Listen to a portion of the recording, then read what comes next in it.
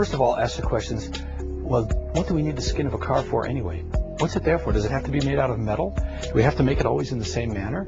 Or is it there for different purposes than we thought? In reality, the aspects of crash and stiffness and ride handling can be handled in a space frame type vehicle entirely without the skin. And therefore, to go away from a metal skin and have a skin that offers different capabilities, can move, can do things that a fixed rigid structure couldn't do, can be lighter, made out of materials which require less energy to make them. That's something that the Gina Light model brings as a question.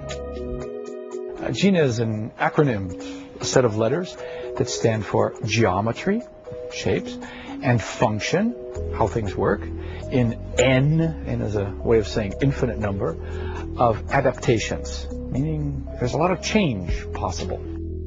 This started a whole chain of ideas within the company here that Gina became not just a model that became a shape or just about cloth as a skin. It became about a thinking process, a philosophy that said, let's do things differently.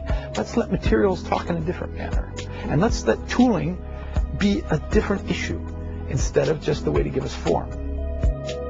Well, one nice thing about Gina is the materials kind of lead the way. It doesn't take very much, and you get an idea exactly what this car is going to be like. For instance, to get an idea what the sculptural form is between a fender and, let's say, a wheel arch, you really only need a line around the wheels and a line more or less where you want the fender to be, and you let the material do the talking in between.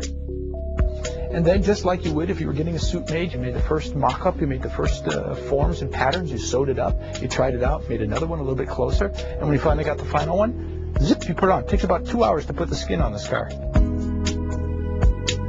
Emotion is really the added value to this. I mean, one way is saying you get better function or you get better alternative ways of doing things. But really, we want to achieve a higher emotional plane out of this. And then finally, and I think this is to me one of the most importantly, and that is the level of humanistic content that we can bring with Gina in. Gina should be about the human in the loop, the human way of doing things.